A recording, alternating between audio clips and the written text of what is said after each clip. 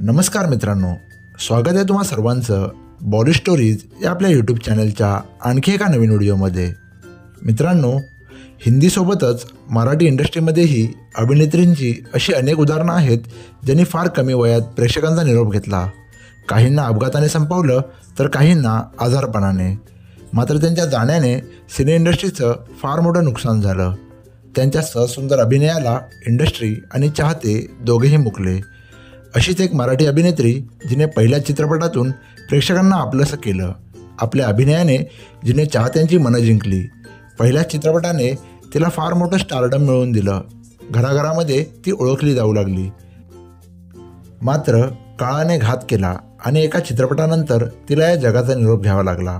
आम्ही बोलतोय लोकप्रिय अभिनेत्री मुग्धा चिटणीस हिच्याबद्दल। 18 फेब्रुवारी रोजी मुग्धाचा वाढदिवस असतो। मुग्धाने माझा घर माझा संसार या चित्रपटातून प्रेक्षकांच्या मनामध्ये स्थान निर्माण केलं।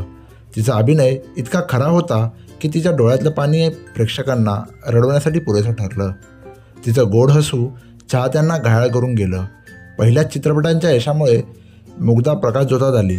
राज दत्त यांचे दिग्दर्शन असलेला माझा घर माझा संसार हा चित्रपट 1986 साली प्रदर्शित झाला होता। या चित्रपटात अभिनेते अजिंक्य देव यांनी त्यांच्या पतीची भूमिका साकारली होती।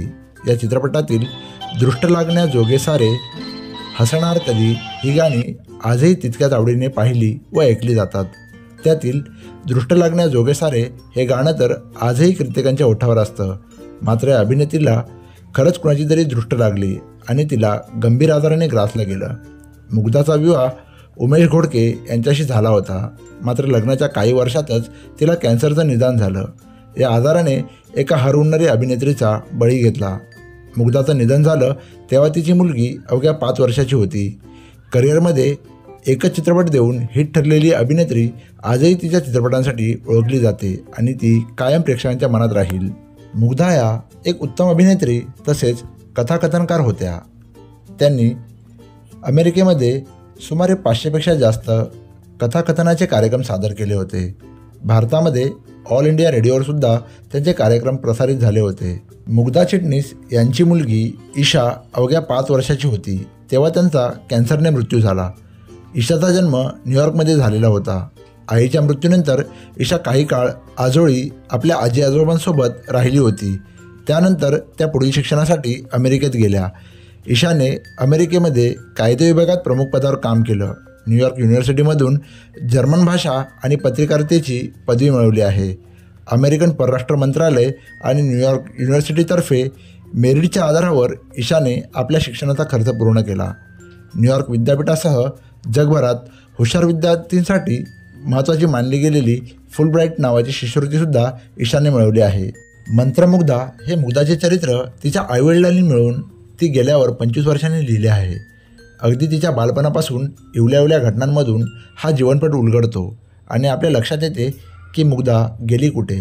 ती तर अगदी प्रत्यक्षाने त्यांच्या समोरच आहे, फक्त स्मृतीत नव्हे आणि मनामध्ये कालवाकालव होते। परंतु तिच्या वडिलांचे वाक्य खूप बोलके आहे। तिच्या आठवणींचा आनंद तिच्या वियोगाच्या दुःखाहून अधिक मोठा आहे। सहजीवनातले एक मोठे सत्य सांगून गेले, जी सदैव आनंदाचा मधुगंध पसरवित होती आणि तिच्या वियोगाचे दुःख करण्यापेक्षा या आठवणी, फोटो आणि तिच्यावर उदंड प्रेम करणारे सहृदय त्यांच्याबरोबर हे सगळं शेअर करण्यात आनंद आहे। मुग्धाचे चरित्र वाचताना असे वाटते हे तर एखाद्या प्रपथासारखे वेगाने वाहणे आहे। 30 वर्षाच्या कालखंडात काय काय करायचे आहे याची डायरी नियतीने लिहिली होती। नियती म्हणजे काय? नशीब, भाग्यशक्ती जे काय असेल ते। नियतीने मुग्धाला अगदी दोन्ही हाताने सगळं काही दिलं। सौंदर्य, बुद्धिमत्ता, आवाज, रसिकता, यामध्ये साहित्य, संगीत, काव्यलेखन, पत्रलेखन, नाटक, सिनेमा या सगळ्यांवर प्रेम करण्याची रसिकता देखील दिली। एवढे सगळे दिले आणि आयुष्य मात्र इतके अल्प दिले। सहजीवनाचे स्वप्न, आई होण्याचे सुंदर स्वप्न नुकतेच तिने साकारले होते आणि अचानक सगळे संपून जावे, अगदी अविश्वसनीय। कथाकथन ही एक कला आहे। लेखकाचा आशय प्रेक्षकांपर्यंत पोहोचवणे म्हणजे कथेतील पात्रे, प्रसंग हे जिवंत करणे आहे। हे करताना नेपथ्य, प्रकाश, वेशभूषा कशाचीही मदत नाही, फक्त वाचिक अभिनय हेच खरे कौशल्य आहे। स्वरांच्या आरोह अवरोहातून, विरामचिन्हातून कथेतील चित्रे आकर्षक पद्धतीने साकार करायची। या कलेवर मुग्धाने समरसून प्रेम केले होते. मुग्धा ही भाग्यवान होती, म्हणून तिला कथा लिहिणारे आणि कथाकथन करणारे वडील आणि उत्तम साहित्याचा संस्कार करणारी आई मिळाली होती. याशिवाय वपू काळेंसारखे श्रेष्ठ कथाकथनकारांचे उत्तम मार्गदर्शन आणि कथा देखील मिळाल्या. मुग्धाचे बहुगुणी व्यक्तिमत्व बनण्यामागे अनेकांचे आशीर्वाद व मार्गदर्शन आहे. साहित्य, लेखक, कवी, संगीत, कला, चित्रकला अशा क्षेत्रातील मान्यवर आणि शिक्षक, डॉक्टर, संघटक अशा अनेक प्रकारच्या श्रेष्ठ कर्तृत्ववान माणसांनी तिच्यावर उदंड प्रेम केले. कारण ती तेवढीच गुणवंत, विनयशील, आज्ञाधारक होती. तिलाही त्यांच्याबद्दल तेवढाच आदर, प्रेम, जिव्हाळा, आत्मीयता होती. हे सगळे तिच्या वडिलांचे मित्र होते. लहानपणी मुग्धाला तिचे आवडते शरद काका म्हणजे शाहीर शरद मोठे तालासुरात बालगीते गाऊन दाखवायचे. नकळत हा तालासुरांचा संस्कार तिच्या स्मृतीमध्ये फिट झाला असेल, ज्याचा उपयोग तिने कथाकथनात केला असावा. गो म किराणे छबिलदासचे माजी प्राचार्य यांनी तिच्या कथाकथनाचे वर्णन असे केले आहे. मुग्धा एक कथा सांगते, त्याला लय असते, गती असते, एक न कळणारा तालसूर असतो आणि मग ती कथा एका श्रवणीय गद्य काव्य ठरते. प्राध्यापक राम शेवाळकरांनी तिच्या कथानिवडीचे कौतुक केले आहे.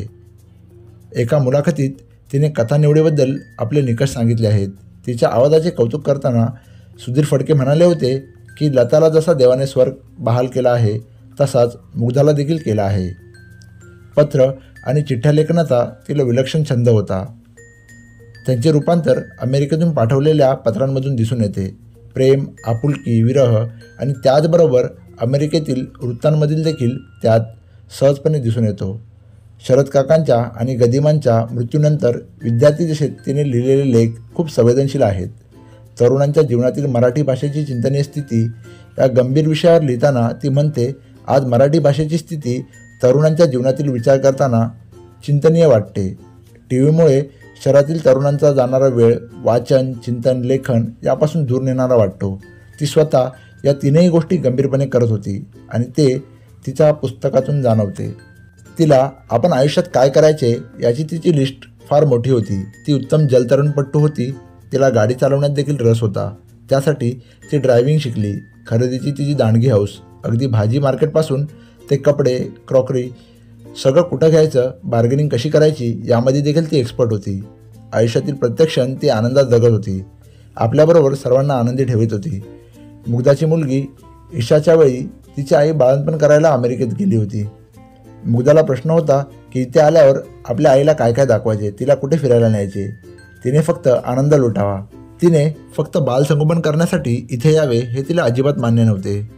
तिच्या चरित्राची भाषा सरळ, साधी, प्रवाही आपल्यालाही मुग्धाच्या जीवन प्रवासाबरोबर घेऊन जाणारी आहे. विविध अनुभव आणि किस्से सांगता सांगता त्याला जगण्याचा आभास देणारी आहे. मित्रांनो, अवेळी मृत्यूला सामोरे गेली असल्यामुळे ही अभिनेत्री मराठी चित्रपटसृष्टीची टॉप अभिनेत्री ठरली असती. मात्र काळाने डाव साधल्यामुळे तसं घडू शकलं नाही आणि 31व्या वर्षीच या अभिनेत्रीने जगाचा निरोप घेतला. तुम्हाला मुग्धा चिटणीस यांच्याबद्दल दिलेली माहिती कशी वाटली ते आम्हाला कमेंटद्वारे नक्की कळवा. व्हिडिओ आवडले असल्यास व्हिडिओला लाईक आणि शेअर करा. चॅनलवर नवीन असाल तर चॅनलला सबस्क्राईब करा. बेल आयकॉनवर क्लिक करा म्हणजे आमच्या नवीन व्हिडिओच्या अपडेट्स सर्वात आधी आपल्यापर्यंत पोहोचतील. व्हिडिओ शेवटपर्यंत पाहिल्याबद्दल धन्यवाद.